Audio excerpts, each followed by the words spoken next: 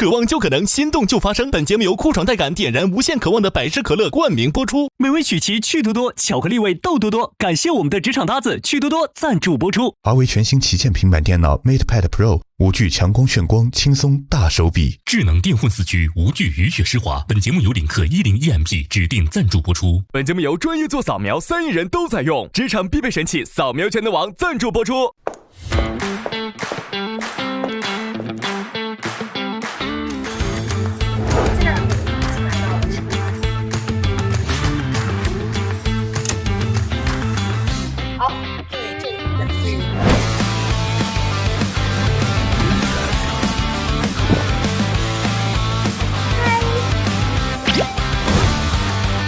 观众朋友们，请看大屏幕。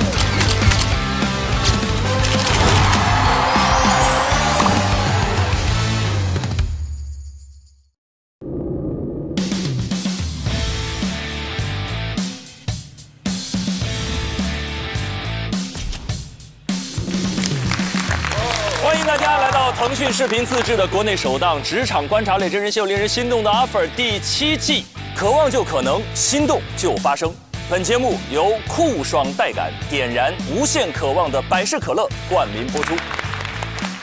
美味曲奇趣多多，巧克力味豆多多。感谢我们的职场搭子趣多多赞助播出。智能电混四驱，无惧雨雪湿滑。本节目由领克10EMP 指定赞助播出。本节目由专业做扫描3亿人都在用，职场必备神器扫描全能王赞助播出。很开心又一次在令人心动的 offer 跟大家见面，我是 offer 加油团的陈明，让我们欢迎我们身边的老朋友，欢迎徐志胜，欢迎王子琪，大家好，欢迎贺峻霖，大家好，欢迎杨超越，欢迎张全林老师，欢迎。上一周8位实习生水深火热，对，宣讲辩论，但是团魂已经燃起了，据说他们结束了就去吃火锅了。从这一期开始，难度全面升级，因为真实的要到新闻现场了，要到一线了，要到工作岗位了。8位实习生今天要以东方卫视工作人员的身份展开实战，参与到世界级的盛会，而且会在 SMG 的官方平台进行直播。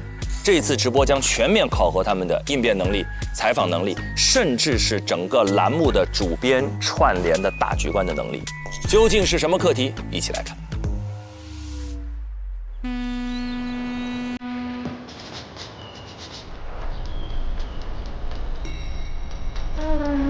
哎呀，来了！我们今天第一个到，没人吗？没有人。上班啦！哎呦，这春晚今天很阳光呀！早上好，早上好，嗨，早上好。刚一起来的。早上好。嗨。嗨，早上好。好。早上好，朋友们。Good morning。早上好。这个是不是你的资料？看一下好不好？Which one？上次要的书。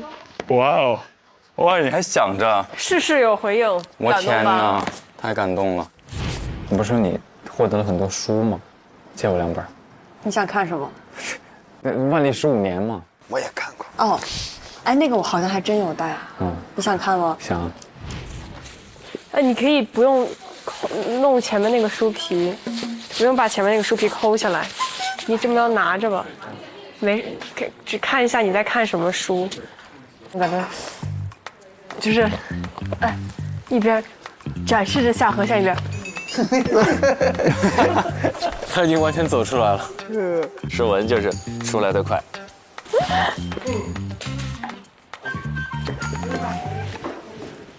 我小昨天不是睡挺早的吗？怎么那么困呢？几点睡的？因为11点睡的。哇，你真的很早，真的很早。跟你睡多早没有关系，上班就是会很困，是不是？谁上班不困呢？天哪！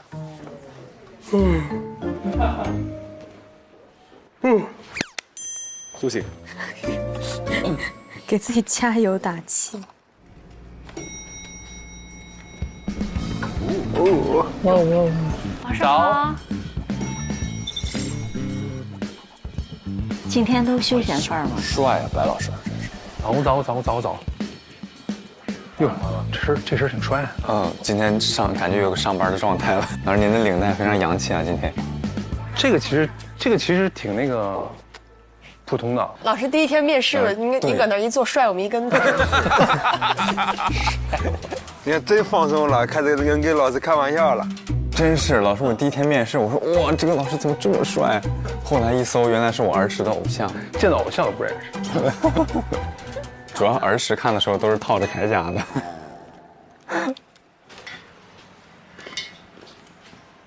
走，我们去大会议室吧。集合。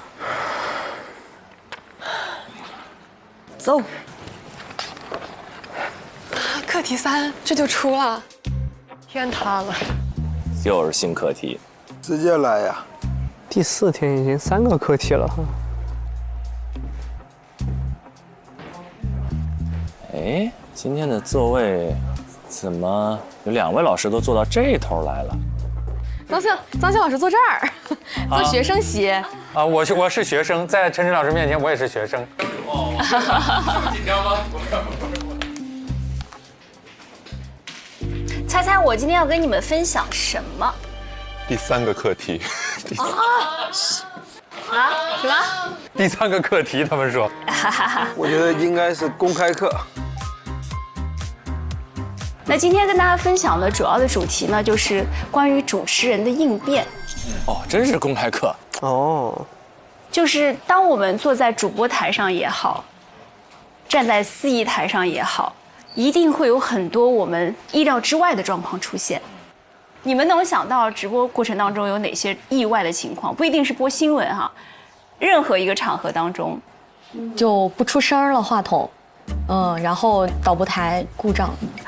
之前有一次我主持一个机器人的活动，他本来是要上去跳舞，然后就正式开始他连路都不会走了，然后你就要打圆场，你说他可能是太紧张了，看到这么多人。哦，非常好，很棒的一个应对。不错不错。那我先来看一个视频啊，是我们同事的一个很早以前遇到的一个状况。同事都看向张了。我这个我一看那个小图我就知道是哪一次了呀。我们看看微博上大家对于这个公交 APP 的一个及时的一个反馈啊，我们一起来看一看啊。新闻声音，首先是一条来自新华社的最新消息。主播没有憋住笑。他的信念感好强啊！那阵儿我也上夜线，还好那天不是我。如果是我的话，我可能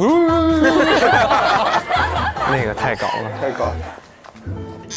后来这件事之后，第2天我们所有的椅子全都换新的了。对，我记得，连我们的都换了。那接下来呢，我们来讲讲，就是我自己的工作，那么多年下来哈，就是我每次在上台之前都会紧张，因为我觉得当话筒交到你的手中，你走上台的那一刻，你不仅仅代表你自己，你也不仅仅是一个主持人，你就是整场球当中你的队友一路带球带到你手上临门踢那一脚的一个人。就你手上不仅仅是一个话筒，甚至它是一个指挥棒，你要去呈现的是一个你的工作团队、你的导演团队熬了多少天的大夜，忙了几个月去呈现出来的一台作品。然后有任何问题的时候，我要去非常丝滑的能够补救它。所以我们说，有意外状况发生的时候，主持人需要去做一个补台的工作。接下来这段呢，我觉得在我看来是真的是封神片段，太厉害了。就是倪萍老师在1991年春晚上对着4张白纸读了4封贺信的那件事儿，你们都知道是吗？知道。还需要再看吗？再看一遍吧。我觉得真的太完美了，他是怎么做到的？这是一封来自南沙群岛的电报，电文是这样的：虽然与首都北京远隔万里，但是中央电视台春节联欢晚会的精彩节目把我们同祖国人民紧紧地连在一起了。请允许我们通过你们向屏幕前的父老乡亲拜年。这是一封来自美国洛杉矶的电报，来自帕米尔高原的一封电报。我们是武警新疆边防总队塔什库尔干线边防大队的全体官兵。哇，这名字能念对，真是。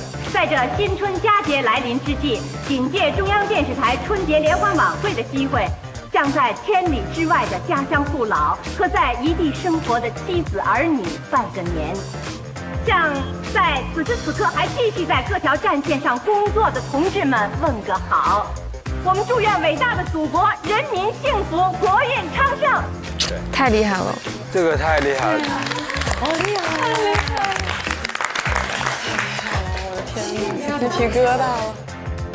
我觉得很多主持人这个时候一定会在思考，你还是能感受到思考的痕迹的，但他就丝滑到没有一点点思考的痕迹，脱口而出。就是所有你看到即兴的东西，不是你现场编，而是在你的数据库里面调用你的存储。所以我们为什么说主持人平时的储备那么重要？因为你从来不要去指望你在某一个关键时刻会有一些从来没有在你脑子当中浮现过的东西，它可以顺手出来，没有的，就一定是一种调用。对。那接下来要说的是补台谱意外状况的台，还有就是要补嘉宾的台。嘉宾实际上是整场节目的灵魂，主持人是他的一个保底，对吧？然后最大的出彩应该是让那个光芒在嘉宾的身上露出来的，所以帮嘉宾补台是件特别特别重要的事情。OK， 好，我们看2段关于何老师的故事。哦，何老师，我们再一次请焦黄老师和蒋方舟为我们继续揭晓最后一位观众喜爱的女演员奖，有请2位。哦。我看过这段啊，这个我看过，这还没显现。好，这没有，我说谁啊？这我们除了有最高端的科技之外，我们也有最原始的手段。老师给您。幸亏。当年寡人演勾践的时候，何灵。大家别笑，大家别笑。那唐老师在10年前就管我叫何灵，他当然知道我叫何炅，但是这是我们之间的一个昵称，所以大家别误会，别误会啊。好主持人的样子，你看，是不是很聪明？就其实不然是一件很尴尬的事情。他的第一反应不是说啊他怎么把我的名字叫错了，而是我要去保护这个嘉宾，我要缓解现场的尴尬。随时随地想喝就喝。其实海泉的表现也很自然，就很可爱，大家也不会觉得说你说错了。你要再一遍吗？这句话得重念一下，毕竟是那么重要。来，随时随地，随时随地想喝就喝。梦辰，今天又刷到什么有趣的热搜呢？热搜呢？回了一个梗，然后这个有趣的热搜，他又玩一下这个梗。首先观众是非常非常开心的，然后呢，海泉就没有那么尴尬了。哦。所以何老师是一个非常棒的主持人，我觉得他很。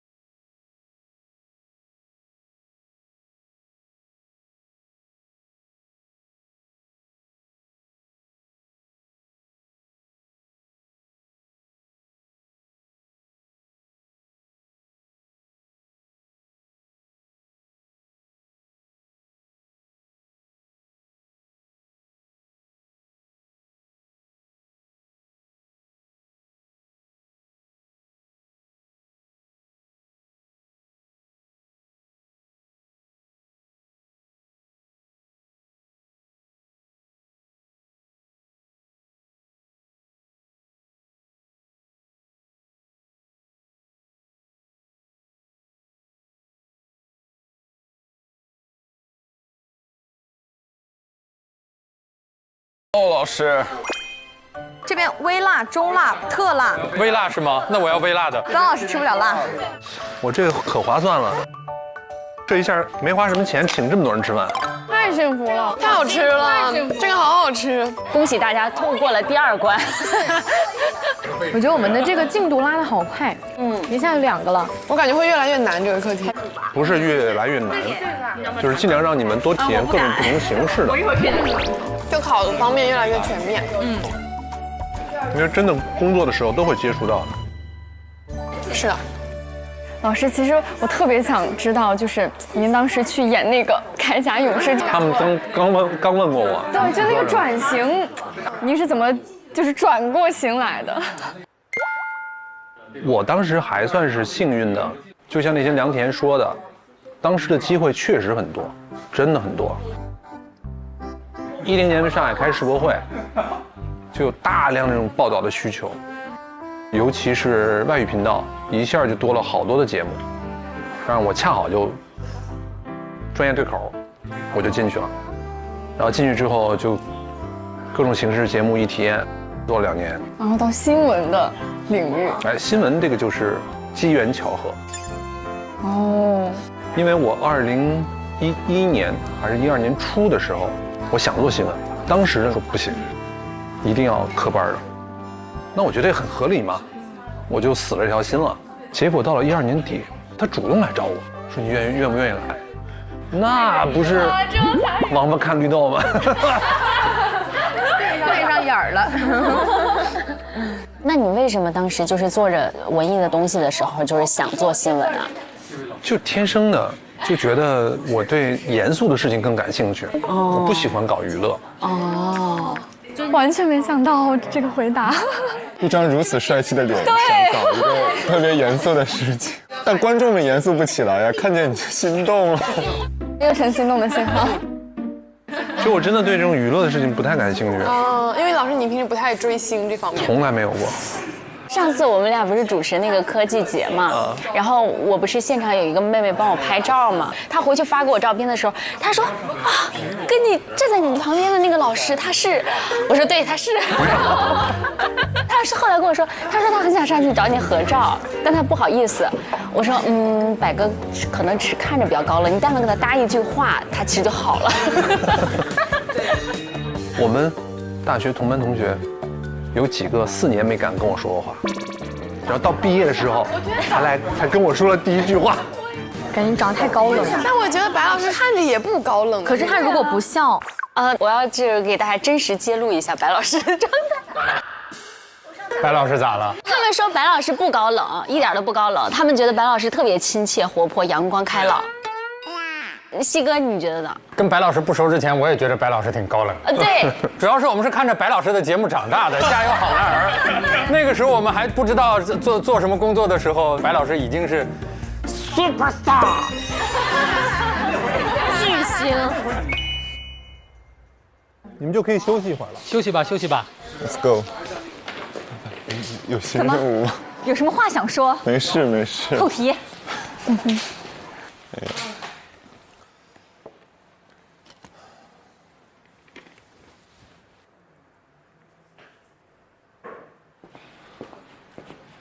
同学们，10分钟以后大会室集合。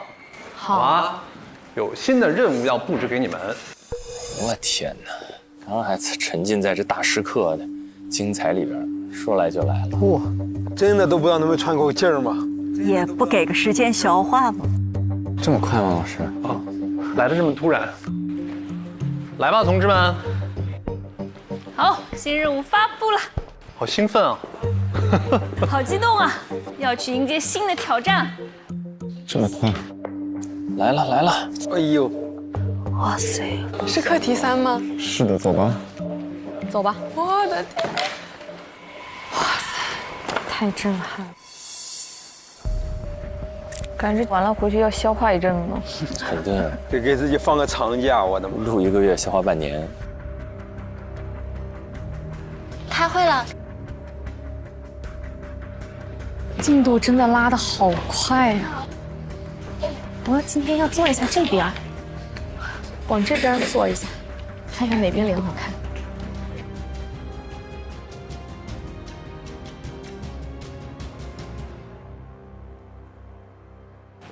是不是幸福来得很突然？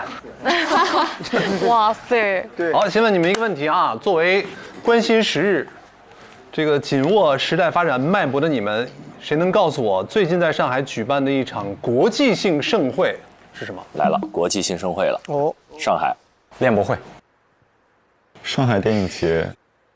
练博会是在上海吗？上海电影节什么时候的事儿了？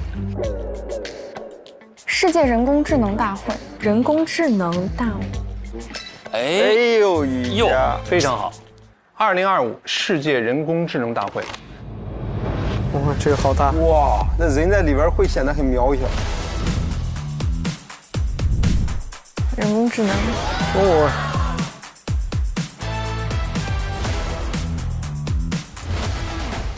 噪音环境进行了这个优化，最低的延迟。经过临床验证，我们希望就是上海智慧其实是自动驾驶。这次2025世界人工智能大会 ，SMG 东方卫视会全程参与报道和很多的直播的工作。那么，你们接下来这个课题就跟报道这次大会紧密相关。这次大会呢，一共是有4个展区，这里是 H1馆，它叫做终端体验馆，这里面包括了具身智能、AIGC 的应用、文娱互动等等。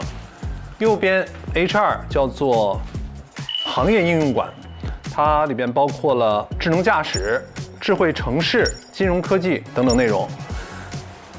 第3个馆稍微大一些，左边包括了机器人核心的科技，右边也有相关的内容。My God！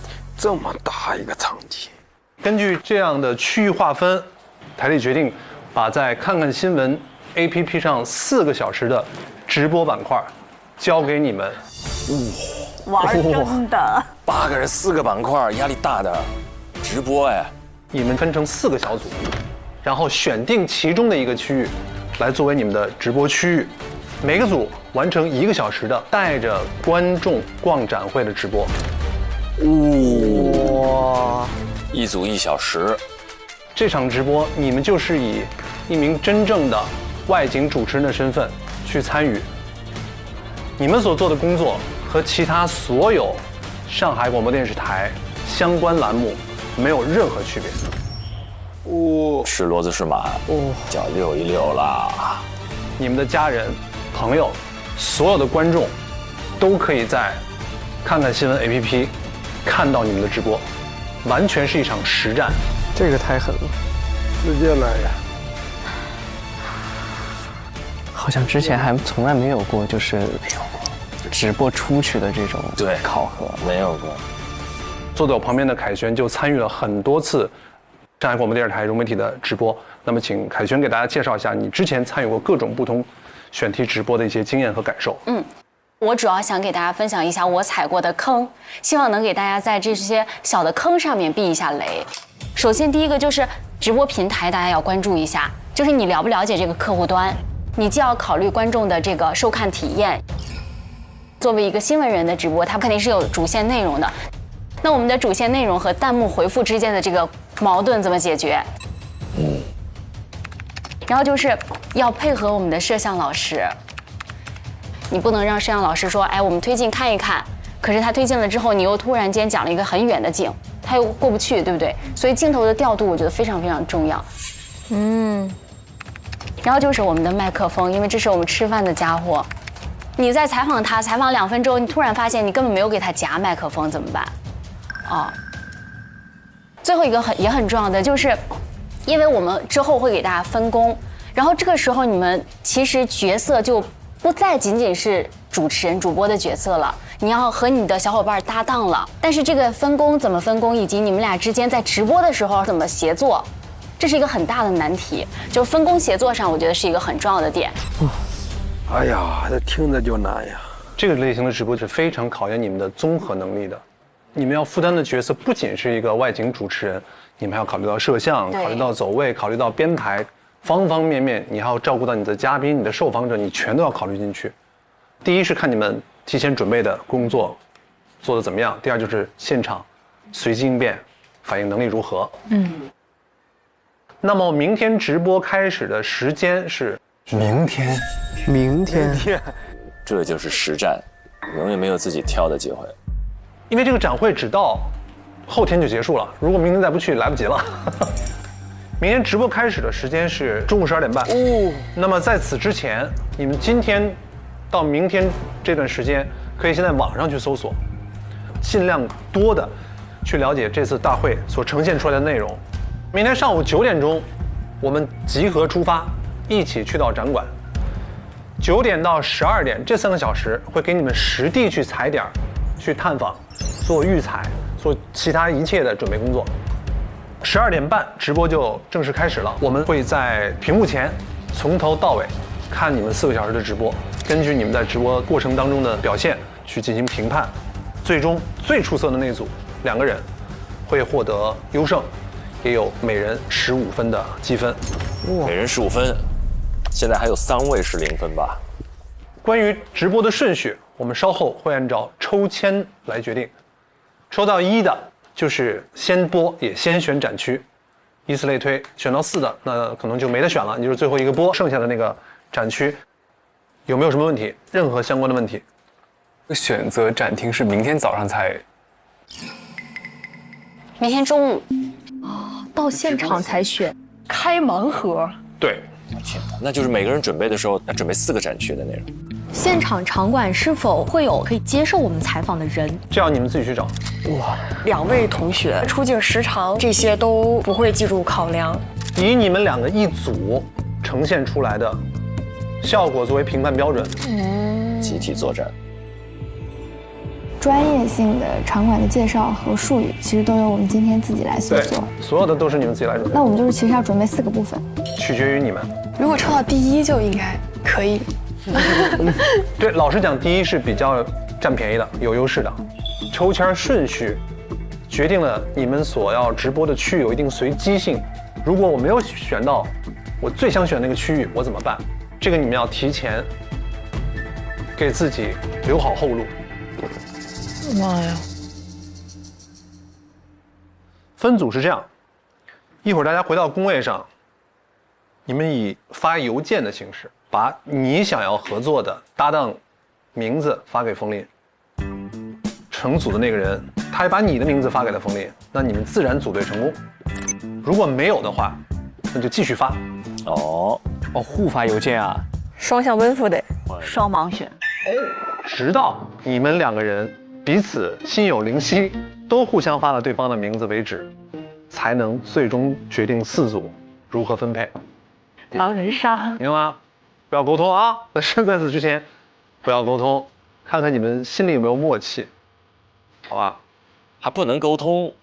对，其实告诉你双盲哦。是，就是我还以为之前能对的是我先你先我，然后咱们就搭档。你现在只能靠眼神。能对上眼神也是心有灵犀。好，没问题，我们就回到工位，准备发邮件。不要讨论啊，同学们。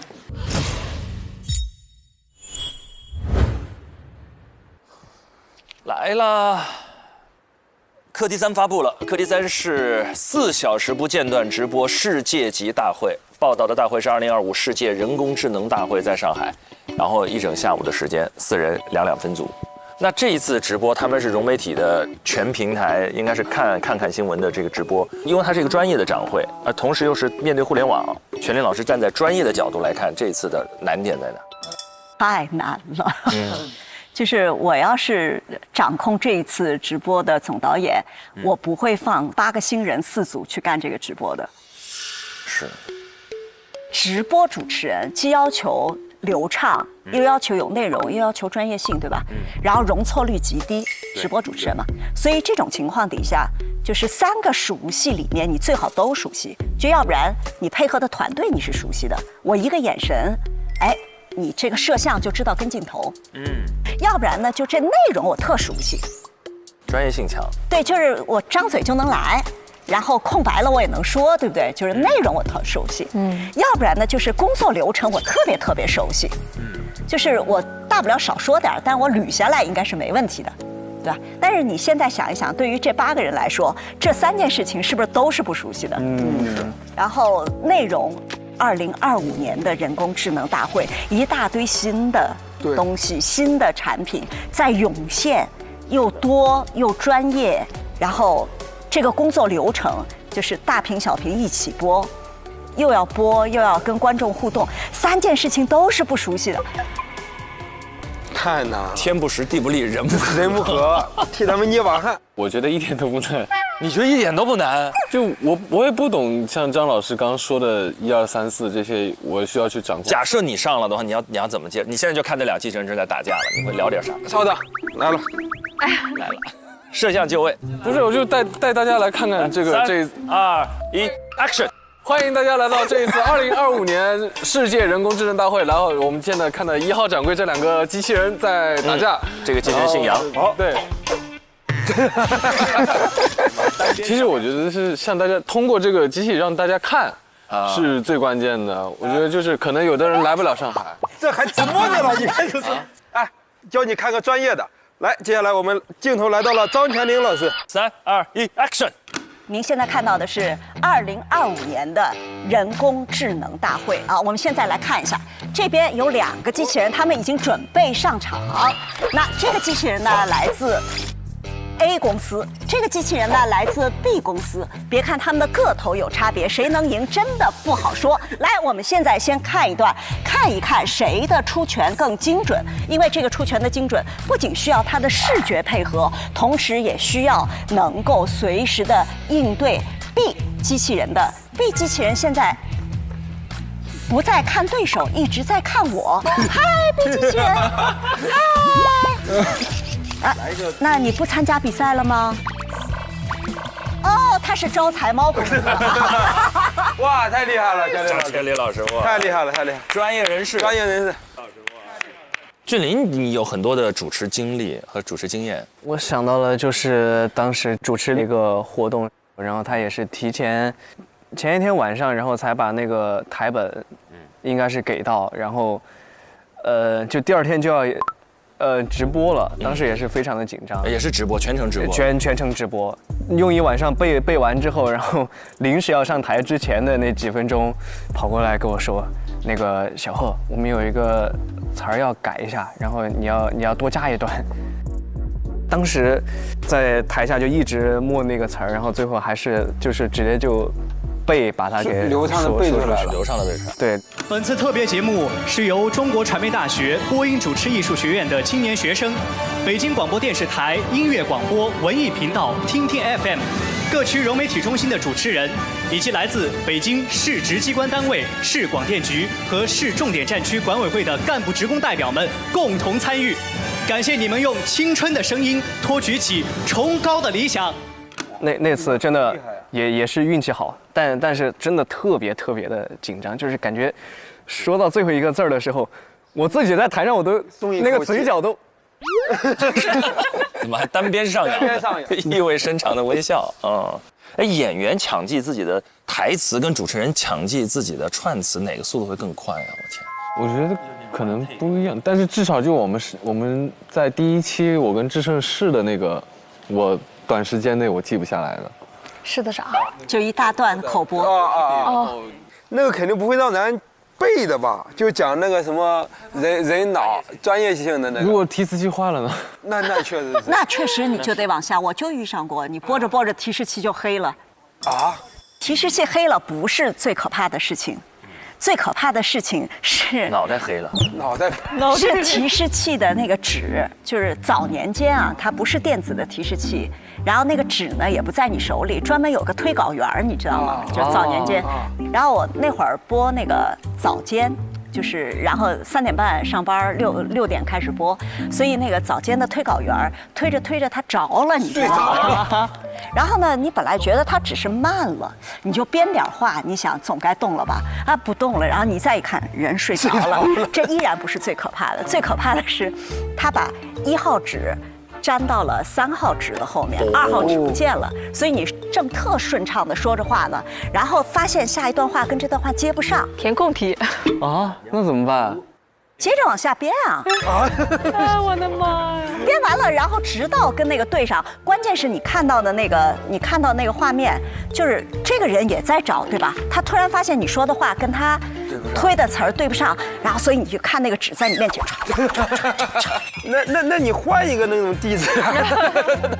对，后来就必须拿到自己手里自己推啊，至少自己睡不着，对吧？哦，现在很多提词器的那个进度开关在自己手上。对，但是电子的你就是危险，物理的你更安全。哦。我刚才一开始没弄明白为什么陈晨老师会搞一个，就是突发情况的一个大师课在前面。后来我现在理解了，这4个小时得遇到多少突发情况？太多了。所以孩子们真的得做好点心理准备，看他们应对的到底怎么样。当然，他们在正式进入到现场之前，他们还会面临着分组和备战的挑战。我们要看一看这个双向奔赴的旅程，谁跟谁能够配对成功，而且他们将怎么利用如此短的时间完成最高效的备战。一起来看。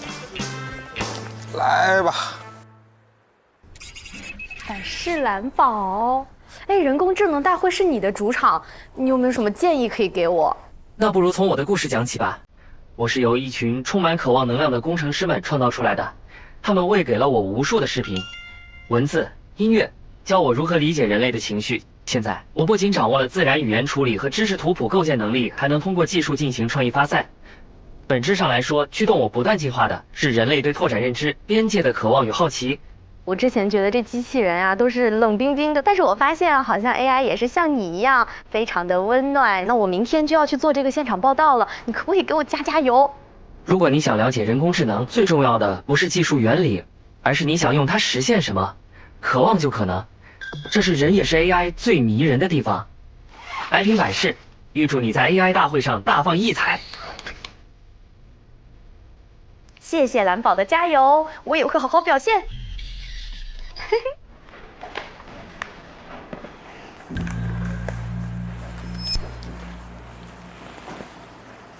每个人发邮件的时候一定要说你是谁，然后你要选谁。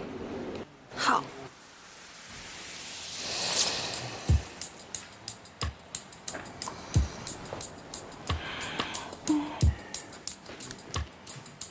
太讨厌了，这分组方式。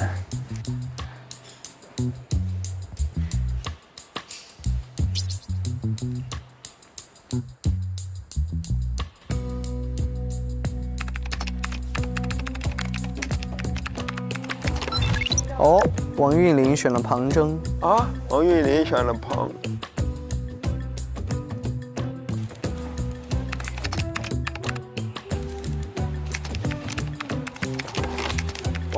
王玉也是庞征。庞征应该是这里面最抢手的对象。就看庞征选谁。庞征选了谁？庞征选了他吗？还没做决定啊。如果他俩强强搭档，也不一定。也不一定。我觉得庞征可能会选李雨佳。雨佳，哎，庞征跟雨佳就是黄金搭档。其实也挺搭的，我觉得他有可能会选王玉。玉哥，玉哥，他毕竟有这个专业知识背景。数字人文，剑桥的数字人文硕士。现在庞征的分是最高的，对，他是20分，别的人是10分。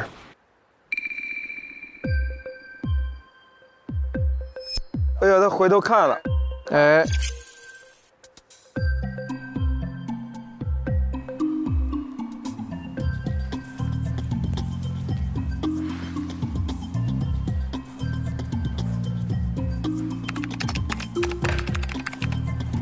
哎，庞征最后给了谁？给了谁？哦，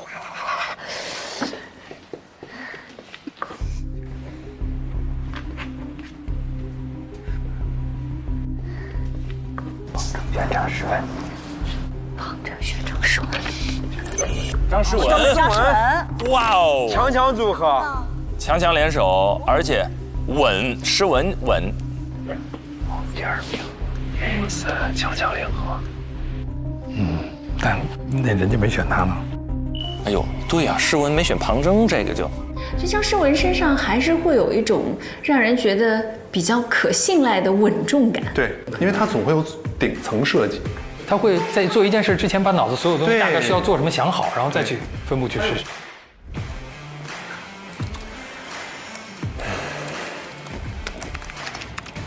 哎。子泰选谁？子泰必选诗文，必选诗文。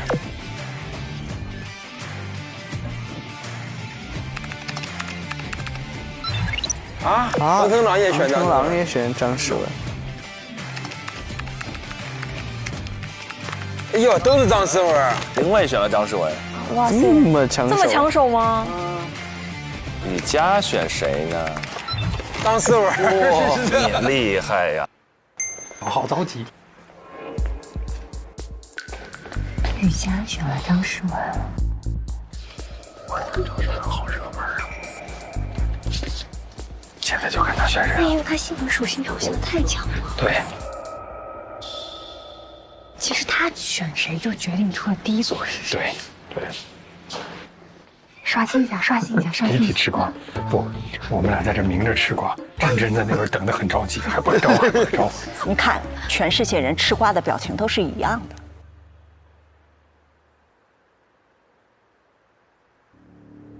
诗文也纠结了。哎，朋友，发邮件有带的烂吗？带什么？发邮件有截止日期吗？我不知道。张诗文现在一边是雨佳，她的好友闺蜜，一边是子泰。我们俩是一个班的，对，同班同学。对。那就这样吧，再准备就曲终人散了。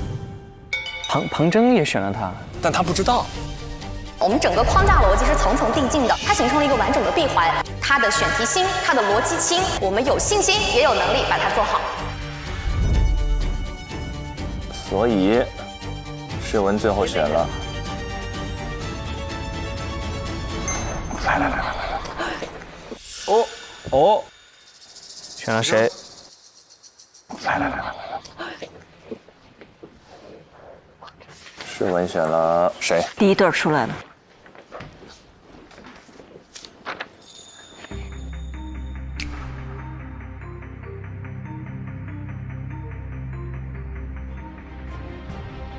第一轮互选只有一组组队成功。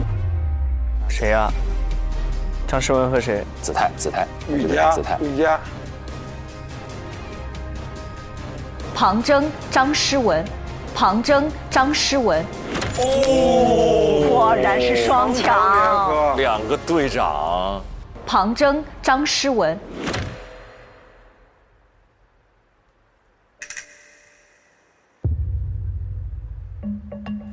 有没有？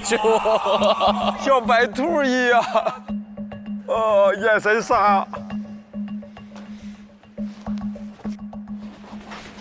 这么有默契的吗？看我昨天说的话，就刚刚好。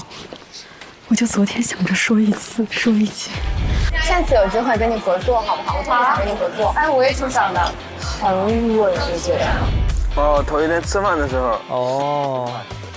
我们的感觉就是两个人希望把这一次第一拿到，分整体抬高之后和别人和其他拉开差距。第一轮成功，两个人可以开始准备了。又强又快啊，对，又稳。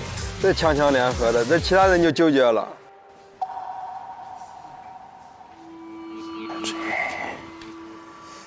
哎呀，子泰失落了。哎呀，雨佳真的，雨佳。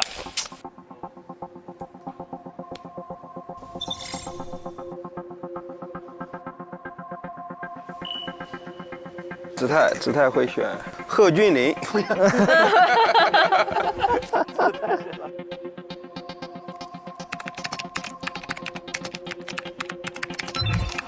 子泰选的林蔚。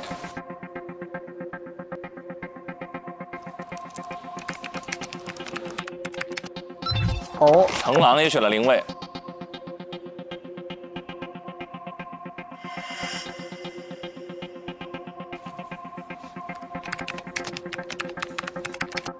又是杨林伟。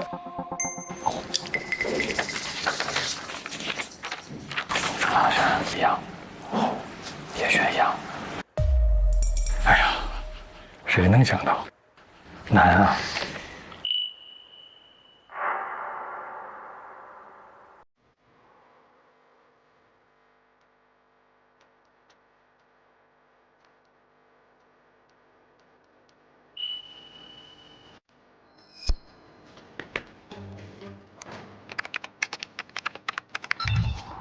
哦，选了李雨佳，他俩不会直接就主队成功了吧？很有可能，很有可能。现在就看雨佳了，雨佳要发了，选了谁？雨佳选了林蔚。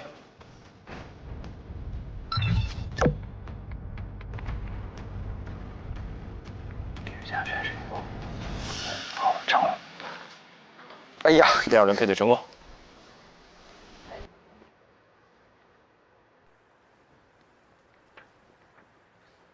第2轮组队结果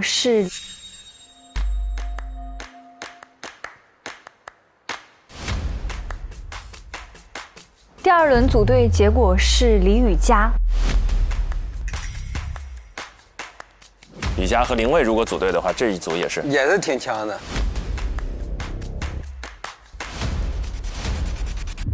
李雨佳、王玉。啊，玉哥。李雨佳、王玉。未完成组队的实习生继续发邮件。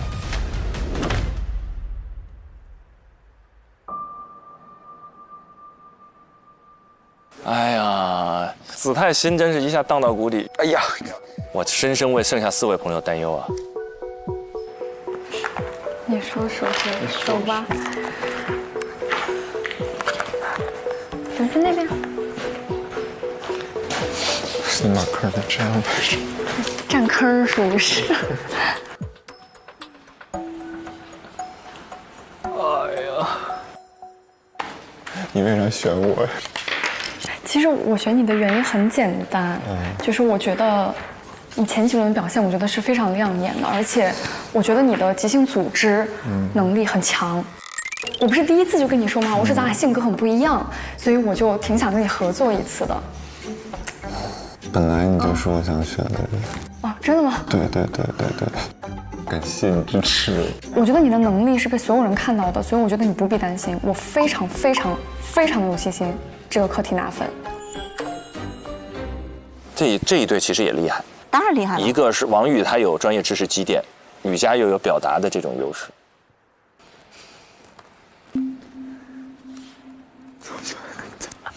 怎么办啊？这是谁想出来的选搭档的办法？心里是真的慌了。别忧伤，林伟，刚才有3个人选了你。剩下的4个都不是对方的首选。对。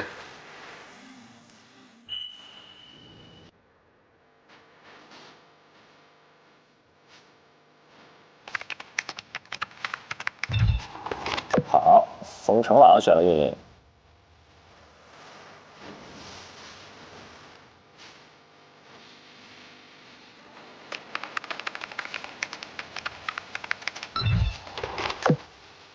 程朗选了运林，运林选了林蔚。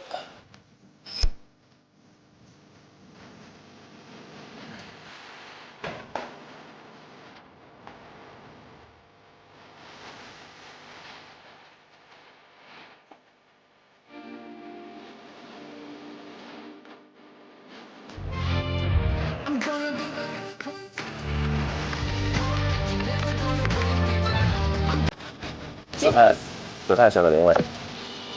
林蔚会选择，来，他选了谁？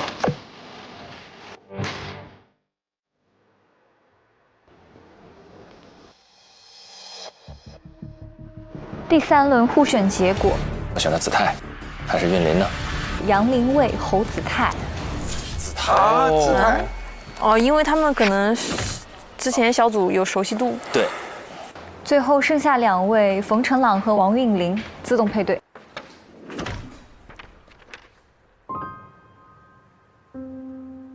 哦，其实这个是在测试你认为你的长项跟你的搭档的长项。是的。我最后1轮选择了你。啊，你最后选择我？对。挺好的，挺好的。虽然我不是你的第一选择，你也不是我的第一选择。没听着是吗？我们要快速构建一下队友情，虽然这不是彼此的第一选择，但还是要赶快。你第2轮选了谁？第2轮你啊？哦，你第2轮选了我吗？对啊。然后你3轮还选了我？对啊。哇，必须！那我很开心。对啊。俩人这个好幽默呀。对不起弟弟，我第3轮再选了你。林蔚跟子泰，两个人第一句话聊天很像就相亲节目之后，我也不是你的第一选择，你也不是我的第一选择，但是我们在一起了，那还是缘分呐。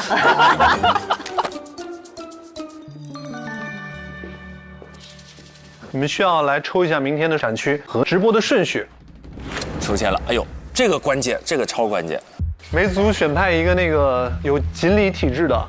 锦鲤体质。啊，我去了啊！我要把这次把命运一定要照在姐姐的手里。传给你，传给你，呼，传给你。去，加油！加油！相信你。来吧，一起来吧，4个组，快！这个只要抽到第一，真的巨大优势。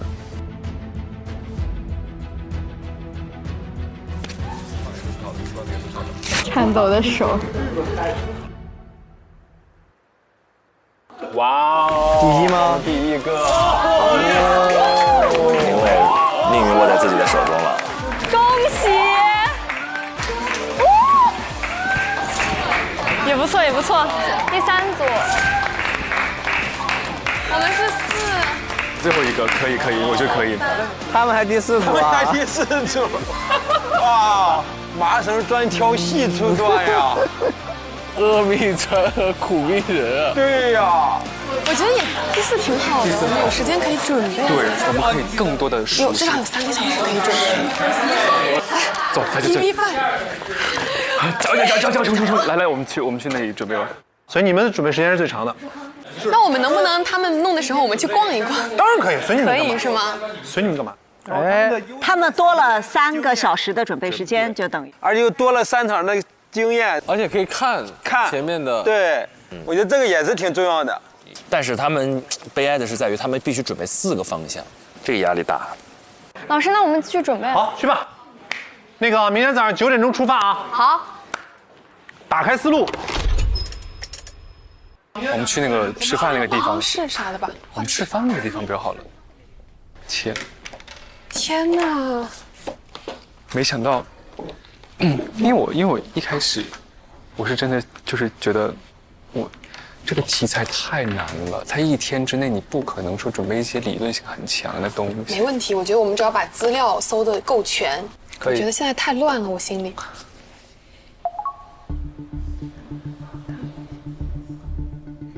怎么样？有没有想法，朋友？没有想法，一点没有，毫无头绪。我现在也没有太多想法，因为因为我们现在对这个选题还没开始了解嘛。这个太考基点了，人工智能这个领域 ，AI 这个领域非常细分，里面那些专有名词、那些技术路径、学科观点，它怎么展开呀？我个人感觉啊，我就总结下来，这个东西难就难在是一个整体能力的考量。就第一，你作为主持人的一个能力，你语言表达，你在现场怎么更好的带别人去做展示，把所有东西都串联起来，这是一个能力。第二个，做记者的这种突破能力，单点突破的能力。到一个新闻现场之后，你能不能找到好的点？找到好点之后，你能不能联系到这个人？联系到这个人之后，人家愿不愿意说？你沟通能力怎么样？宣传现场那么多观众的情况，你能不能进得去？比别人抢得先机，这个很难的一件事儿。对。第三个，我觉得就是主编的能力，还不是编辑的能力。主编要负责把控整个版面，每一段落我讲什么，我到底总体是一个什么主题，用哪几个关键词或者哪几个板块，把它整体给它呈现出来。我觉得对于业务能力要求是非常强的一件事。尤其是最后这一点，而且我很想看他们每组2个人是怎么分工的。对，这个分工也挺有讲究的。对，就是他们是2个人同时出镜，还是一个人先出，还是你负责几个摊，还是谁先谁后？我觉得对时间的利用、资源的利用都挺讲究的。这确实太难了，在这个环节上这个考核啊。2个人同时，我感觉更难啊。更难，因为它还有一个搭配配合。让他们怎么商量这事儿？你觉得是同时2个人出镜，还是一个人单独出镜会比较好？我觉得一个人，因为它本身直播是很有互动性的嘛。其实你作为你第2视角，你去跟大家互动，其实最好。就是我的想法是要体现出这个节目为什么非得是我们2个来主持，而不能是别人。一个是我们个人的主持风格，一个是我觉得最后的10分钟或者几分钟，我们2个要同时在屏幕里出现。哎，这个思路是不是也是好的？这个确实可以。就是我们两个最后带领大家有一个比较完整、比较欢快，也比较互动性的结尾。我也觉得是。我觉得互动性跟体验感是很重要的，就是我们要通过这个摄像机去带着电视机前的屏幕的观众朋友们去设身处地的体验每一项项目带给他们的感觉。所以我觉得，我不知道你擅不擅长做就是那种现场的体验类型的那种。通过你的表情、你的情绪，把这个内容很直观的传递给观众。你觉得你这方面？我就担心我说的太沉了、太稳了，以至于它的生动性没有办法特别好的展现出来。嗨起来，宇哥。生动性其实不靠说的，现场永远比你说的更生动，对吧？对，但是我是觉得你能展现出来。对，因为我知道我可能比较擅长这方面，但是我觉得你可以尝试。我肯定会，我可以尝试，我肯定我愿意尝试，但是我毕竟是一个我知道竞争，我是怕拖你后。不会，我觉得就咱俩既然在一个组，我们就发挥各自的优势，然后共同把这个东西弄好嘛。你先看内容。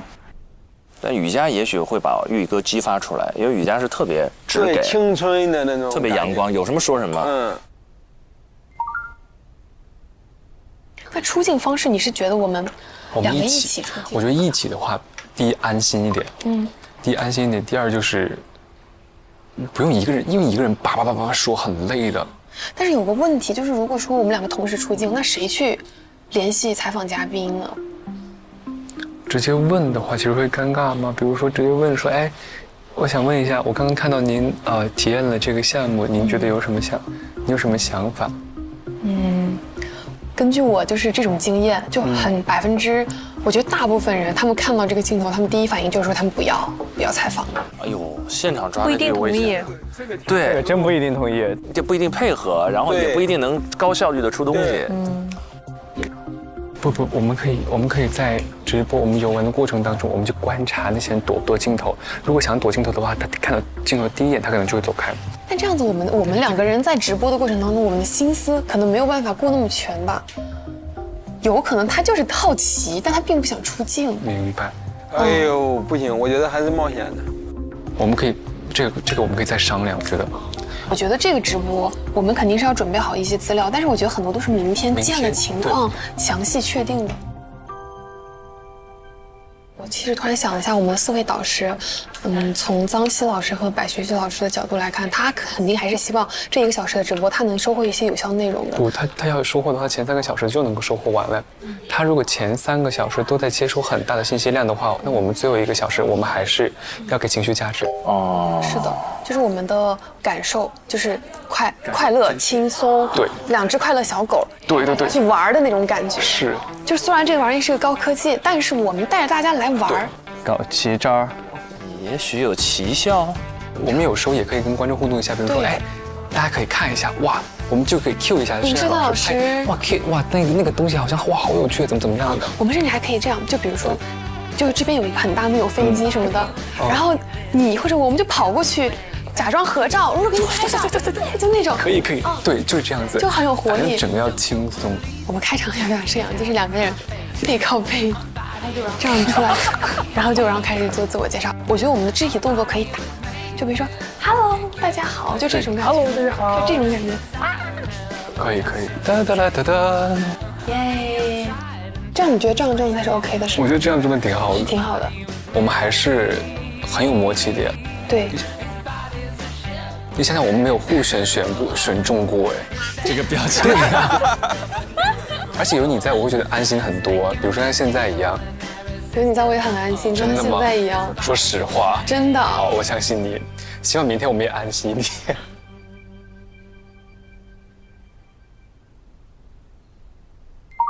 哎，我想听听他们怎么准备的这一组。你之前搞过吗？这种的？这个我展会参加过，但我有关人工智能的我没有参加过。那好玩了，我2024年新华社北京国际车展的出镜记者，2个半小时，也是一镜到底。然后2023年世界机器人大会的编导。哦，那就好办了，那好办了。这个太重要了，机器人大会的编导。还有2023年服贸会的出镜记者，就是每天在跟这些东西打交道。稳了，我上，稳了，太稳了。我刚刚其实在想了一下，因为它不是一个两人的过程吗？我觉得我们俩还是必须都要出镜，这是第一点。然后第二点，我觉得在配合上会有从一个展台走到另一个展台吗？我们可以有的时候是双人，需要去互动的环节的时候，我们肯定是需要有一个人去提前做沟通、踩点儿。这个我跟你想的一模一样，我觉得咱们一定是要有单人的，要有双人的。对，哇，他们还默契太快了。这样的话，我感觉有2点咱们很容易能达成共识。第一个就是，既然你觉得你对人工智能领域可能没那么了解，而刚巧我感觉我是有这一块知识体系的，然后这样的话，就你可以以一个行外人的视角去看到一个东西。我们需要这种区分开的视角。普通观众加业内人士。第二个就是，比如稍微复杂点的，可能一个人在这呈现，另外一个人就是把幕后的兜底的工作都做了。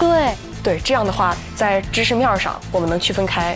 然后在类型上我们能配合得了，然后如果出现各种问题，一个人可以给另一个人兜底。如果有高光戏的话，2个人就可以一起出现在镜头里，一起打配合。我感觉还是有信心的。我觉得有点太顺利了，我们聊到现在。哎呀，你这个眼神。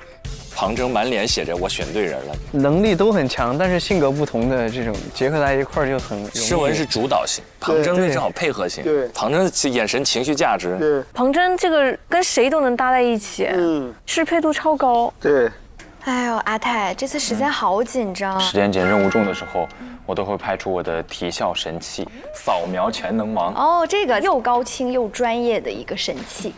不仅是这样，而且它还可以高效的整理信息，扫描文字和图片之后，还可以直接输出 PDF 文档，还可以快速的添加备注，效率还蛮高的。现场还有扫描黑科技的展区，我们可以去搜集一些资料。好呀，我们现场去看看。我问你一个问题。你说。姿态又要开始搞笑了。你觉得我有亲和力吗？你有呀。真的假的？真的呀。我说句心里话。我觉得我最喜欢你的一点就是你身上有着极强的亲和力。天哪，这个时候就开始，大家就要开始不，转翻译过来就叫观众缘儿。有一个抿嘴自信的那个。对，那种感觉自己很帅。Do you get it? Do you get it? Yeah. 不只是观众缘，别人会有跟我们交流的欲望啊。对，就是我们会让别人可能感觉没有那么紧张，所以我们在现场要多互动。对，同意。哦，原来在说这事儿呢，是在备战呢。所以，我们接下来该干嘛呢？接下来就是这样子的。一组就是你抽1的最大的优势，其实就是你今天就可以要选定你到底要选哪个。对，其实我们就我们2个选就好了。然后我们选完，我们今天到明天中午的时间，全部就来准备这一个曲，这就是我们最大的优势。对，就选人机互动性强的，然后有趣的，然后可展示的内容丰富的，更好玩一点的。然后我想的就是我们俩的一个呈现方式，肯定会有一个开场，我觉得最抓人眼球的一个景开始，然后接下来我是建议我们就分一些单人的段，然后我们最后的时候我们再合到一起，或者中间有一些小的那种2个人的互动，跟嘉宾去聊天什么，你觉得怎么样？可以。OK。子泰他跟诗文在一起的时候就感觉很搭，现在他跟林薇在一起又感觉很搭，子泰百搭，子泰百搭。我们这次的主题是智能时代同球共济，这次的面积是首次突破7万平方米，吸引了800余家企业参展。哎，这个点，今年在展会现场有个很明显的变化，就是几乎随处可见具身智能。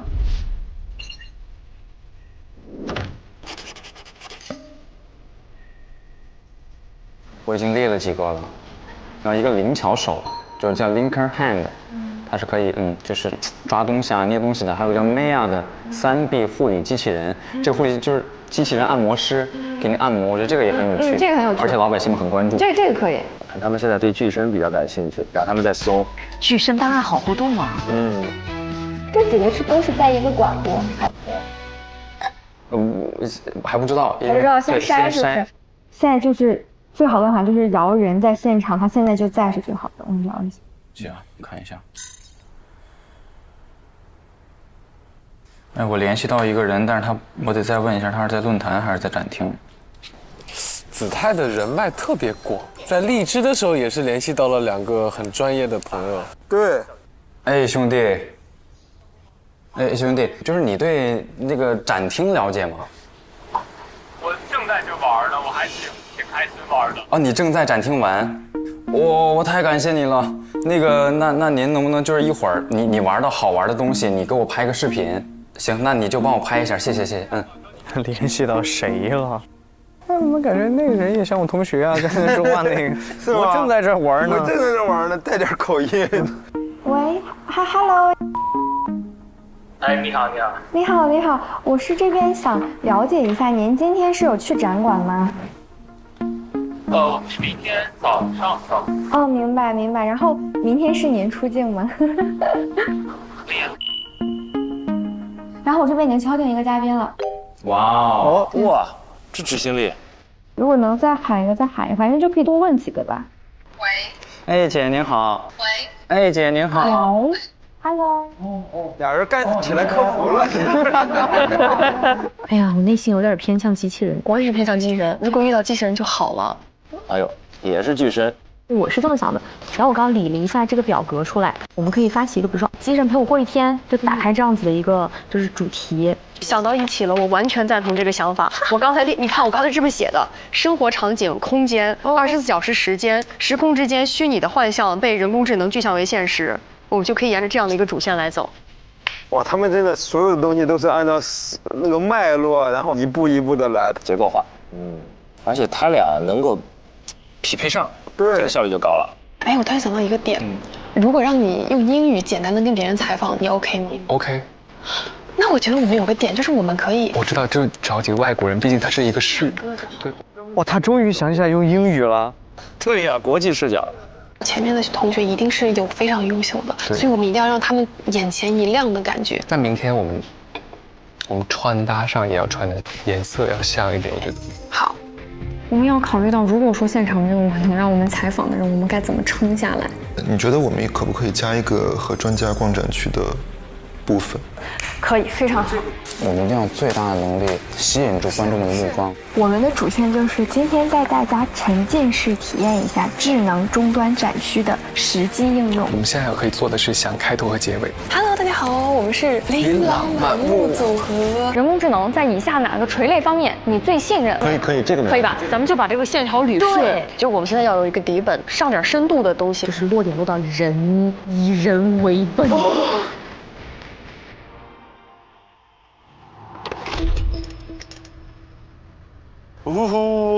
中间一度我感觉都可以直接投票了，就他们2个队长组，这俩人太可怕了，效率太高了。真不一定。真不一定吗？真不一定，因为其实现场的魅力就在于现场有特别多你意料不到的事情，所以你前面准备的结构越严密，你到现场遇到的挑战越大。没有尊重流动性。对，就是说子琪如果去，一定是最佳直播主持人，因为他有一个很好的视角，就是我就带你逛逛，我感兴趣啥，估计也是你感兴趣的吧，对吧？就这其实是一个特别好的观众的嘴替。弹幕老爷要看哪儿啊？我带你们去。对，弹幕老爷说去哪儿？我们去下一个展厅逛逛。对。但思文跟庞征确实带给人的那种压迫感是很强的哈。庞征思文他们叫分文必争，怎么样？叫 CP 名了。CP 名，分文必争。哦，是这样的哈。哎，如果智胜你在现场，像刚才几位的话，你要是要选搭档，你会优先选谁？我想选李卫。这什么李卫？选搭档，工作搭档。对呀，那不然选什么呀？那不然选什么？你会选林卫呢？怎么在你那儿林蔚已经超过周也了吗？没有吗？不能吧？这个事儿你都知道呀，哥哥。这能不知道？这了解的有点多，感觉。哥哥，你功课做的太多了。我还用做功课吗？往我这咔咔推，我这。Hello， 大家好，我是周也。哎呦，这个就是周也吗？徐志胜，这个就是周也吗？徐志胜，周也没来之前，天天听人念叨你的名字，你知道吗？你说说看，你会选谁？选周也。选搭档的话，我可能会选雨佳吧。你要选雨佳？为什么？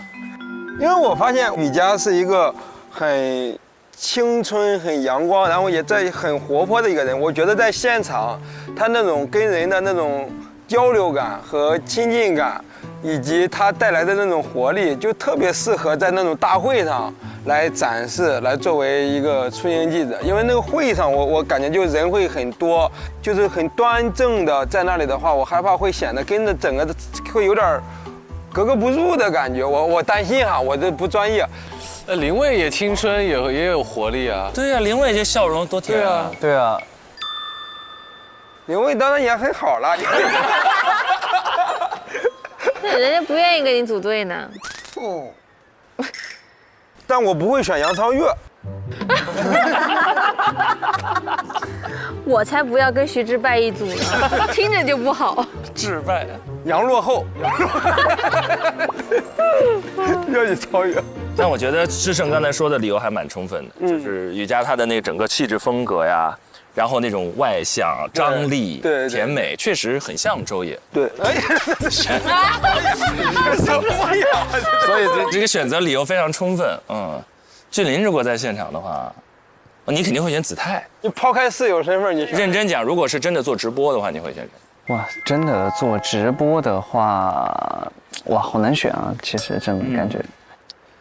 我其实觉得，如果要按照这个专业上来说的话，真的，那个林蔚老师还真的还挺专业的，因为他还有经济学的这个背景，可能有学科背景，对，有学科背景，然后有这个留学的经验，然后可能在这种世界性的大会上面也会有一些你说的很对，因为他们如果碰到外国专家的话，无缝衔接的采访就能跟上了。这个时候双语在世界级大会上确实是有优势。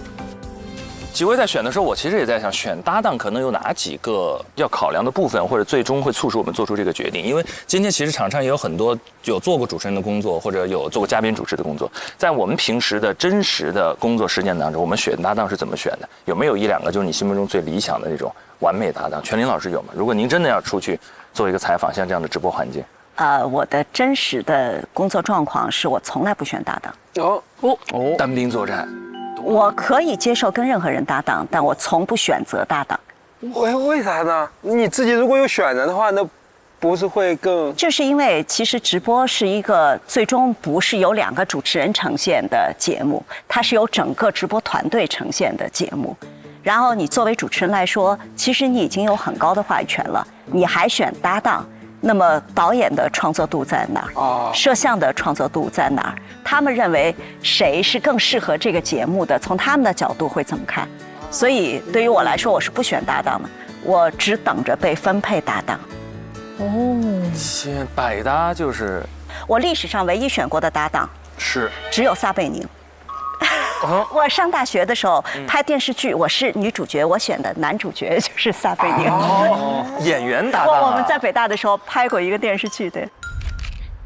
其实也没关系，每个假期我们都可以横穿整个美国，也挺浪漫的。哎，怎么就我一个人说话？你怎么不说话？让蛋糕给噎住了呀？所以您跟撒老师有过感情戏？对，不巧是有的。然后我选他的原因就是因为他个矮，我不用垫苹果线。按这个逻辑，子琪再也无法被选上当男主角，这么大高个。我可以垫苹果线。OK 了，他们刚才各自已经这个配对已经就绪了，接下来直播前的踩点是非常关键的，因为他们要看一看基本的路线、基本的结构，包括现场的情况跟他们的预设是不是有差别。我们一起来看一看，在直播踩点过程当中有哪些趣事发生，一起来看。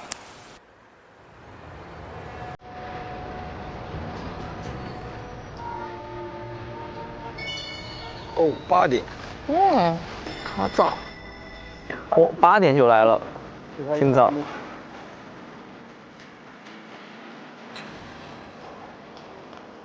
华为用中国芯片支撑了上亿的模型运转。天哪，已经有词儿了。我已经开始准备装法了。可以进吗？魏魏老师，我们的稿子。OK。我问的一样，只是措辞不一样。然后深度就落点。工位我们通知了啊。好，来了。你还好吗？还好。那我今天早上我实在起不来，你们叫了我2遍，我当时我就说好，没事。朋友们，我带了西瓜霜和补妆的东西，你们如果开播前需要的话，可以来找我拿。这是干粮。谢谢师姐。哇，这也太好了。我再提醒一下大家，所有要带上的东西，你们自己可能会用到的稿子、纸、笔，你自己单独准备的道具，再想想还差什么。那个记分板要不要拿一下？带着吧。OK， 准备好了跟我走吧。好，走了，走吧，朋友们。开始压力山大了。稳稳的，放心吧。快点儿，说几分。我跟你说，出去在外面时间一定要有概念。他东西拿完了没有啊？怎么？就这个事情，我们平时我跟凯旋我们可以听和，可以帮你解决问题，但是在外面一定要有时间观念，特别是在直播的时候。东西都带齐了，你啥都不拿，就拿你的吃的。啥都不拿就拿吃的。不是在里面装着。不好意思，误会你了。下去吧。又0克10 EMP。其实跟你们俩分到一起，我还挺开心的，是吗？我觉得有种特别的缘分。小冯弟弟和玉玲妹妹，就是正好是我的名字拆开来。对，我们就不要叫琳琅满目了，我们叫冯琳组合。冯琳组合呀。琳琅满目这个名字取得挺好的，我看你们衣服也搭配过了，是不是商量过的？对，昨天有 OOTD 一下，蛮好的。就小黄鸭组合。我想在车上稍微缓一下，家人们，完了。感觉需要靠车上这点时间松弛一下，幸好这车坐的还比较舒服。太早了，8点肯定都睡。一晚上准备这么多专业内容，对，基本上没怎么睡，我感觉。你们已经找好嘉宾了。王玉。我昨天找这个嘉宾，我快疯了。他买了黄牛票啊，才买进来的。整个这个人工智能大会全爆满。买不到1点票，对，2手平台炒到1000多块钱，然后就费了各种各样的方法。哇，那你很棒哎！我觉得这么短时间内既能找到人，又能搞定票，真的太厉害了，太强了。支持，很棒。但还是提醒大家不要购买黄牛票，去正规途径购买票。好，你做的对。我们到喽。天哪！哇，7万平！哇，这个好大！哇，我已经觉得很大了，好多人啊！哇，好多人！我来，中了，走吧。来，我们先汇合一下，来这里集合。然后我们先给大家介绍一下，这是进口嘛，然后进口之后，我们正对着左手边就是 H1，然后右手边就是 H2了，这是1楼。踩点。然后上电梯2楼就是 H3。哇，人如此之多，这直播难度太大了。是，这走位就，妈呀！你能不能在定点的时间能到，这个就巨大要求。H3比较大，所以到时候会分为左右。3个小时我感觉都看不完。对，说实话，就是分布到不同的展馆，对于他们的表现的难易程度还是有挺大的差别的。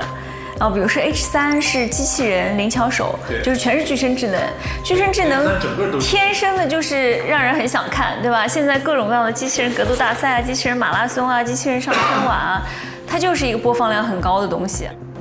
然后 H2是智能驾驶智慧城市。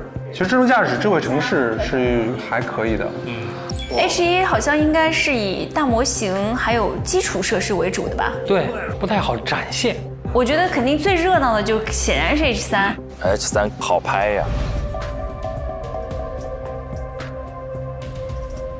然后从现在开始就是大家的准备时间了。好，先做功课，然后我们到一个时间点进行选择，然后你们就撒欢儿，自由开始吧，加油！加油，加油，加油！那我们就走了。好的，拜拜，师姐。好，拜拜，拜拜，拜拜。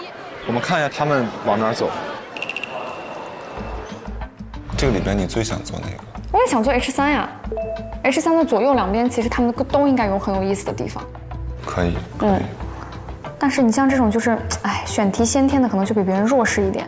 这样，我们先从，我觉得我们现在时间够，对，我们小赌一下。就人家不选 H3，我们就从 H3来开始做，做完以后我们再做 HR，H1我们不管了，对吧？对，我觉得这个思路你觉得 OK 吗？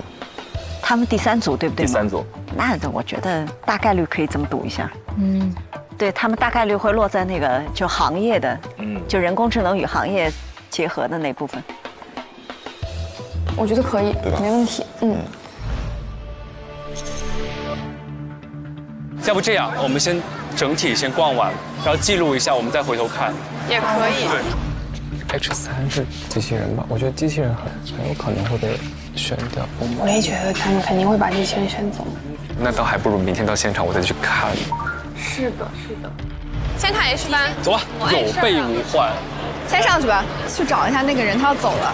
其实如果我们想吸睛的话，我们就选那个人形机器人。哦，那就是 H3是吧？都是想选人形机器人。拳击那个就是语数科技，它在4，然后简长智能是可以给你做夏日饮品的，也在4。银河通用是机器人化身便利店员，也在4。H3右，那我们其实就定了，对吧？走。云深处。好，我们直接去2楼吧。我比较青睐的几个，一个是这个傅立叶，前提是我们能选着右边。对，我也喜欢这个傅立叶。就是如果要做工业的那个零售抓取类的话，就是银河通用，然后再下来语数就是博眼球的格斗、打拳。目标清晰。他们把 H3选完，所有人都没有去 HR。对，我们先去 HR 看看吧。走吧。他们压中了 HR，可以，中了。我们应该是在旁边。哎，云深处这不在这儿吗？云深处，快，这边。你好，想问一下孟总是哪位？孟源是吗？您是哪里啊？我们是那个刚刚昨天联系过的上海电视台的，这个是您吗？我看他把不是这个，这是我们另外一个，您联系好了。好呀。那我们就是大概12点。就给您踩一下点。昨天跟他表达的也是这个意思。你们需要问什么内容呢？可以把内容先发给我们看看吗？因为我们是要不要接受采访，首先要看看内容的。不，我们的采访问题不会特别的刁钻啊，因为我们是想带领就是观众朋友们深度体验一下这个人工智能大会的好玩的一些地方，所以说它的科普性不用特别强，主要是好玩。我们的产品众多不是好玩，我们产品更多是在行业的应用上。我知道，实用性上，对，就是实用性上进行一些了解。是这样的，因为你们是直播嘛，我还个人建议你，当然，我们把提纲列一下，对，提纲列一下，把问题列一下。好的。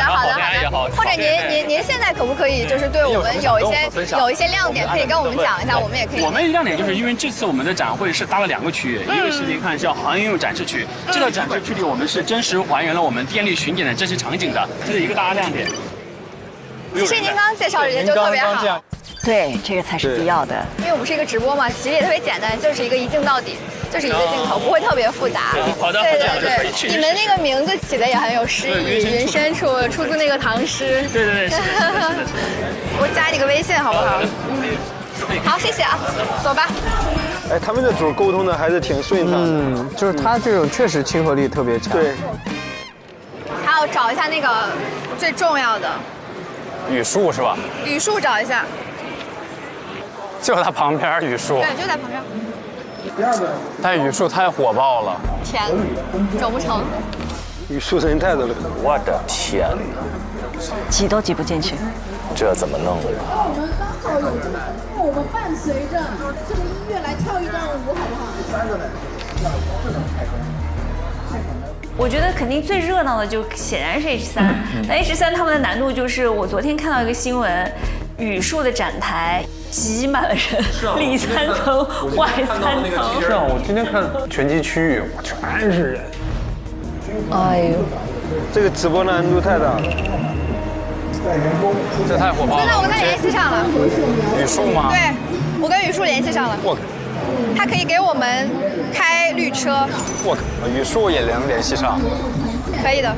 嚯，林蔚真的人脉。哇塞，有东西，这个真的有东西。我。自己找人找到的吗？对，因为我们不是之前在金融工作嘛，然后这些上市公司都有，就是都会找老师认识一下这样。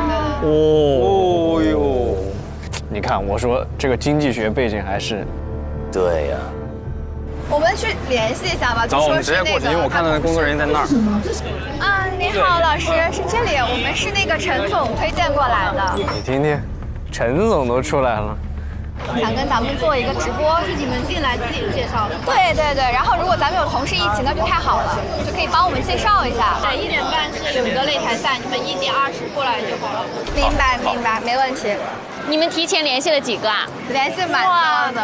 哇，可以。你好，我是这边的 PR，需要我支持吗？就是我们是昨天联系过的，然后我们12点半到1点半有一个直播。好的。我们一会儿来找您。谢谢，拜拜。谢谢。你好，我们是那个昌总推荐过来的。可以。哇，林蔚这太强了。昌总推荐过来的。哇。然后您有什么亮点想展示的吗？我们也可以记下来。加个微信呗。好嘞。名片。这个是我的名片，您会存。哦，你好。我们是李总推荐过来的。李总又来了。会先把我们的一个新闻通稿拿给您。太好了，太感谢了，谢谢。哦，你好，我们是林总推荐过来的。林总，你是林总的总啊。想做一个小的直播。会。对。傅立叶也敲定了。我的天哪！辛苦了，杨老师，感谢你的救急。全当人生体验。哦，还有嘉宾到了现场。还有嘉宾，你看，人嘉宾进来也没买黄牛票。我姐是人脉王。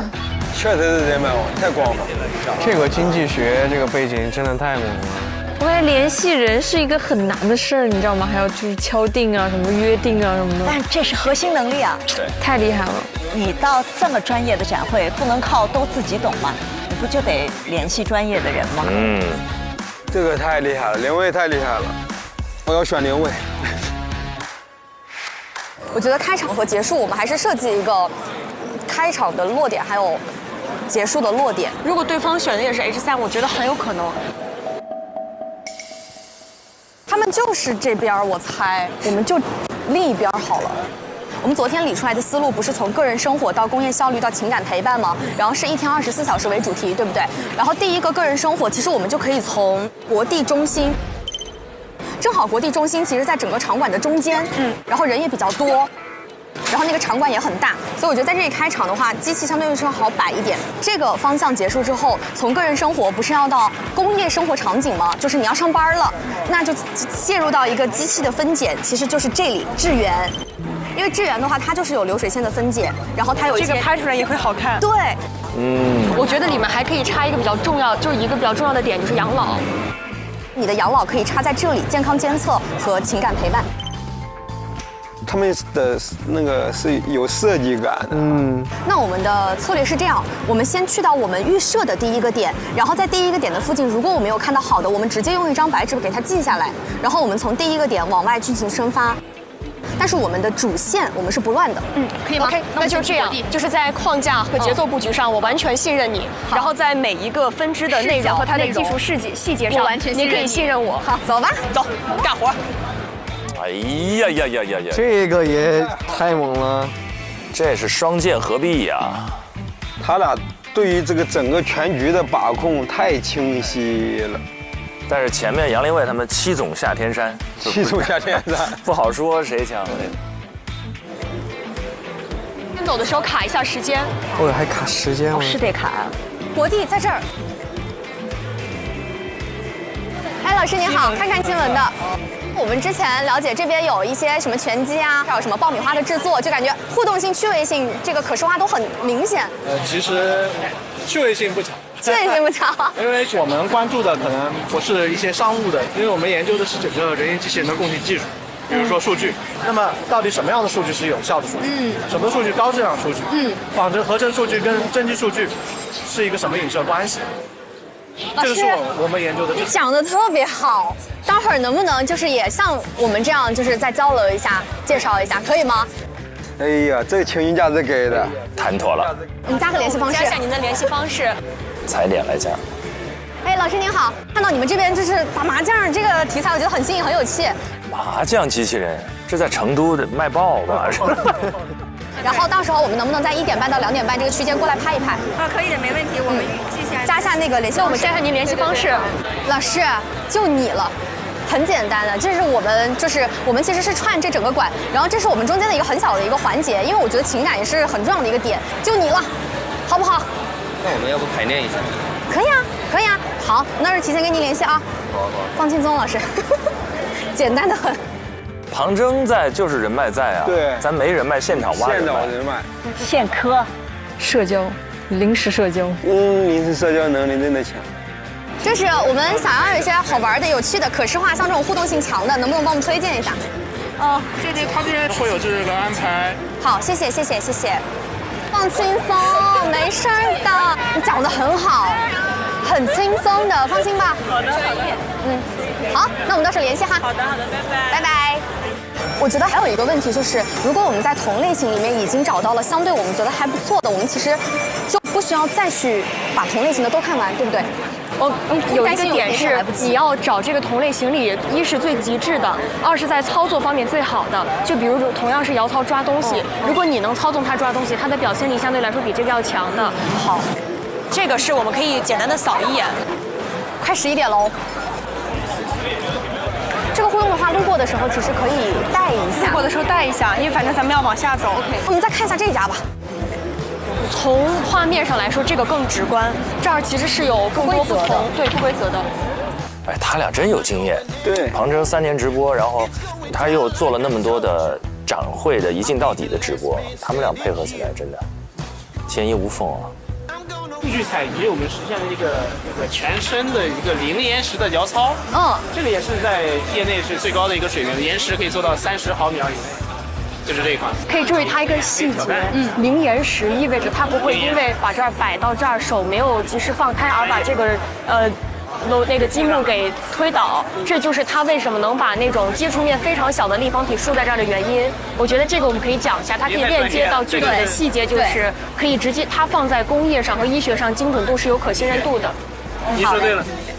哇，旁边小哥插不上话，人家都笑了，人家专业人士都笑了。哎呦，小哥说您到咱们这儿来做工作介绍吧，这太棒了。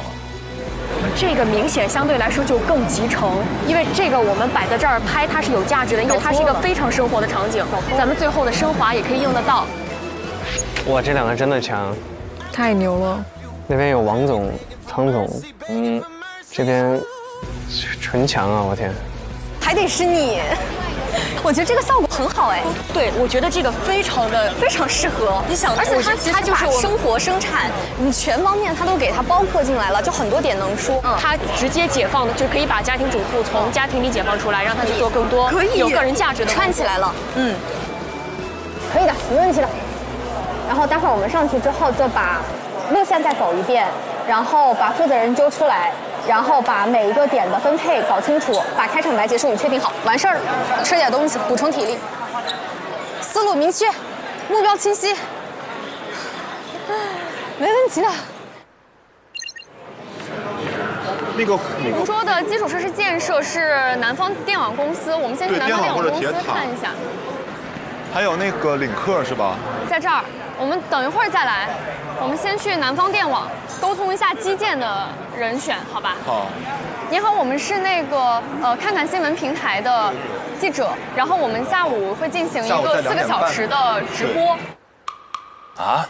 对，然后在2点半到3点半，我们会主要在这个场馆跟大家进行采访互动。对，到时候我会来找您。我们可能想让观众去实际的感受一下。亲自的体验吗？就是先体验完了跟你。通过他的体验来让观众们知道我们本身的一些核心技术和核心亮点。对，这个可以啊，我可以先聊一下。没问题，好的，那这样我加您的微信。我加吧，因为我要来，这样更方便点。我重点放在就是这个展区里面所有的有关于体验类的，然后你这部分可能交流、交谈、采访、提问，没问题。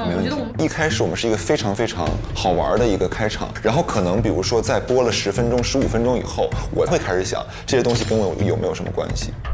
然后我是想的是开场，在咱们这个场开场，因为我觉得我们可以在跟旁边那个机器人先有一个互动。实际生活现在是在一些展厅上做一些讲解，营业厅上，它就是可以跟着你走，然后跟着你问答和讲解和体验。我觉得这个不是基础设施，我们换一个。哦，不是，我得做引入，这个不会是我得理我的内容，对。瑜伽好可爱，我得引入，着急了。因为我也是通过一个讲解员的一个形式，所以我想开场就是以他来开场。谢谢您，谢谢您。然后是这样的，就是李佳，基建这块就说一个是吗？哎，腾讯展区好有意思呀！腾讯展区很好玩的。腾讯展区太棒了，很好玩的，里头有一个那个3D 的新的大模型发布，就是你一句话就能够变成一张那个动态你可漫游的图。哦，世界那个叫什么？世界图景生成。那个可视化多好啊！对，那拍出来多棒啊！然后话题延展度也好。对，就比如说你原来那些美术设计老师是不是就会失业了？就你好多话可以聊。我还想再找几个，就是像这种很具象化的体验的内容。那我们在3天的时间内就可以完成一个机场周围的场景的建模。哦，3天时间就可以。请问这个画上画的是什么东西？我不是让他解答具体的问题。明白。那除了这个还有什么内容？我觉得够了，这个展厅我们这几个点够了。我是想把这个展厅做的时间久一点。然后这边是我想体验一下。智慧城市基础设施和服务吧，现在找智慧城市好不好？我是觉得还是扣制造。那制造可以，对，还是扣制造。他们思路好像有点差别。而且我们要逛其他展区吗？我觉得其实 H1也应该逛一下。我们确定能选到 H2吗？如果说选不到呢，2个小时准备哪够啊？你先把制造定了。我的意思是你先选 H1，确定展台。不，我觉得展台很好确定，因为它主题不一样。为什么很好确定呢？就是我们现在这儿去确定，对，我来这里，然后你们先弄。先去吧，赶紧去，朋友们。俩人要吵起来，俩人。您好，我想问一下，我们是那个东方卫视那个看新客户端的，就是记者有采访，然后我想问一下大家，就整个我们这次布展的一个亮点在哪里？亮点我们是提交给主办单位的，这个我们不方便是吗？不方便，因为我们对外公司有这个采访规定的，不是每个人都能接受采访的。哦，好。但我觉得他这个状态很难，就是撬动别人那个。对，亲和力，就刚才说的，你第一时间跟人说话的时候的那个感觉，就不要试探，你不确定的试探别人，人家就说不行。但是你很确定、很笃定，就这样的，人家就会松动。您好，我是那个看看新闻的，下午会在这个展台有一个直播。这2款主要是工业场景的，主要是用在工厂、物流，所以它其实属于制造类的。对，高端制造。高端制造，哦，太好了。你看，雨佳这样，他就是说话掷地有声，就是你的那个交流欲强不强？如果不强，别人就直接拒绝了。是，而且那个气场、包容度也，这真是一个玄学啊！这个，因为有的时候你强势的时候，有些人他莫名其妙就被你带动了。我现在在这边，你在哪儿？哎，王玉，来吧，我跟他们的经济对接好了。好的。我们先模拟采访吧。可以。然后，那今天我就来到了2025世界人工智能大会的现场。我所在的这个位置是 H2展区，这个展区主要展现的是 AI 人工智能技术在我们不同行业，在我们不同行业的一些领域的一些应用。那今天我有一个搭档，他给我布置了一个任务。是吧？你说我同事。好，我同事给我布置了一个任务，要回答他的3个问题。说实话，我不知道问题是什么，但是我做了提前的准备。不是，别说3个问题，然后回答一些问题。你让我先说吗？瑜伽崩溃了。但是，对付这样性格的人，这个好用的，好用，不内耗。对，对，我及时就反馈给你，我不喜欢你打断我。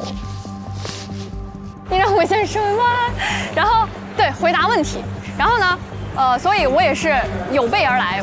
然后呢，那最后我就穿上，我就会说，那我身上这个到底是干嘛的呢？然后请这位老师来给我讲讲。然后我就会跟他有互动。然后互动完了之后，我们就往下一个点位走吧。走。我总觉得玉哥就像心里面在一直想着玉哥脑海中也过了100句话了，但是玉哥有点紧绷哈。科技加之于人生，就是那一瞬间的事情，它可能并不是一个长效的，说是让你在慢慢的长河中去体验，而是它可能经过了很多的变化、很多的历练、很多的磨练，最终呈现于我们人本身是很还是太不口语了。就我觉得你尽量口语，但是你的尽量口语，我就是有一个。我的意思是你不要怕新闻，因为你本身非常新闻，所以说你用这个来破掉它，你就开始玩，你就嗨一点。